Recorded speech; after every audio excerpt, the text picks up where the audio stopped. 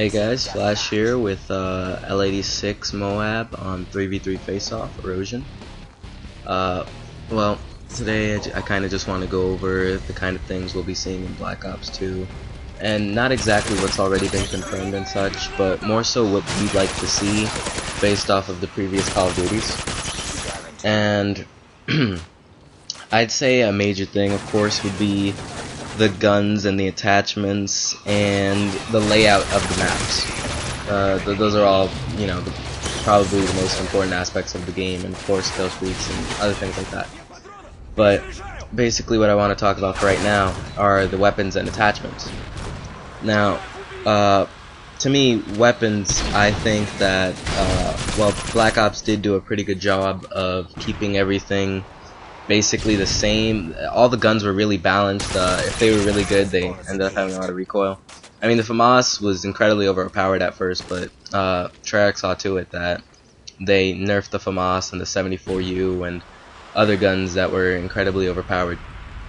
But Modern Warfare 3, they did nerf some guns and such, but at the same time, most guns are still very overpowered. There's very few that have too much recoil and render them as completely unusable and things like that. Modern Warfare 2, every gun was amazing, in my opinion. I could pick up any gun off the ground and get a nuke, basically. It was very easy. Now, in Black Ops 2, I'm kind of hoping for almost a mixture of the original Black Ops and Modern Warfare 3, because I want guns that each of them are basically pretty good, but they have setbacks that make it so that they don't necessarily become overpowered. Like, if you're going to make a particularly strong gun and say it's almost always a 4-shot kill or 3-shot kill, whatever you want to call it, I want to see not too much recoil on the gun, but make it manageable. Don't make it like the PM9 where the gun just skyrockets in the air. PM9 rapid fire. Oh gosh. But yeah, I want to see a gun that if it's very powerful, I want it to have recoil but still be manageable. And if it's not very good at all, I want it to be like dead shot accurate. I mean, like FAD, for example, it's got a high fire rate. It's pretty accurate. Sadly, it's not as accurate as the ACR, considering how weak it is, in my opinion at least. Because whenever I shoot people, it takes quite a few bullets to kill them, but I like its accuracy. It's pretty good, and the fire rate, it's all pretty good.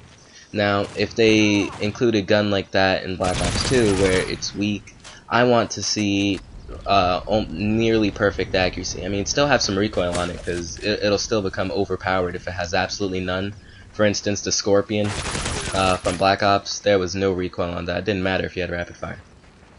But they balanced it by reducing its range. So if you were more than 10 feet away, it took like the entire 20 bullets to kill an enemy.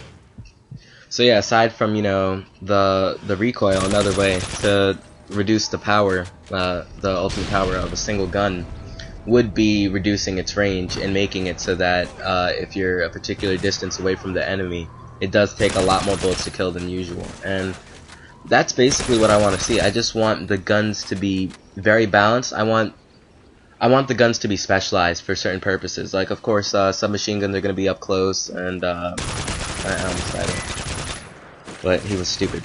Yeah, submachine guns, of course, are going to be close range, very powerful there, and should beat out most assault rifles in close quarters combat. Now, assault rifles, they should be good, medium to long range, and have their perks. Their range shouldn't be too completely bad, unless, of course, as I said, if it's a very powerful gun, I want that recoil, or at least the range of the gun, to be lessened, and that would kind of even everything out, instead of having that one gun above all the others, and then you have another original FAMAS before it was nerfed, where everyone was using it, and it was just too powerful. Maybe not even a case of being powerful, but better than all of the others. I don't want a single gun that can beat any other gun, close quarters or long range. It's not fair, and it kind of reduces the fun of the game. Now for attachments, there's not too much to say for attachments, so I can squeeze it into this video. Basically, it's going to be your basic attachments, suppressor, extended mags, and things like that. But I would like to see, you know, new things being brought to the playing field. Now, I personally thought that the dual mags that was introduced to Black Ops was pretty cool. I mean, it gave you the quicker reload, regardless of whether or not you had sleight of hand. It was still pretty useful. And it also gave you the extra clip for your gun. Another thing that Black Ops brought was the infrared sight, which was basically a new version of the thermal sight. Now, personally, I didn't like it as much. I preferred the thermal sight from both Modern Warfare 2 and Modern Warfare 3.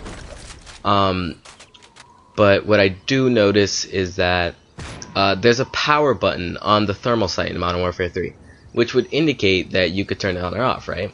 Well, you know, you can't, and that's kind of disappointing because I think it would be really cool if, for long range purposes, you could hit that button and then you wouldn't have to worry about people having assassin.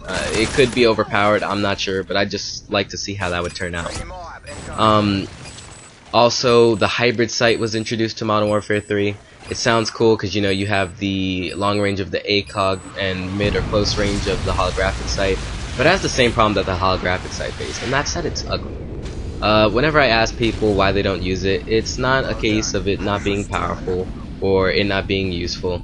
It's that it doesn't look cool on the gun, which kind of makes sense because, I mean, the purpose of camos on your gun, like gold, red, blue, autumn, is to make your gun look cooler, so I guess style is an element that should be taken into account when making these attachments. Let me know whether or not you agreed with me on anything I said throughout the course of this video by posting in the comment section below, and remember to like and subscribe. Thanks for watching.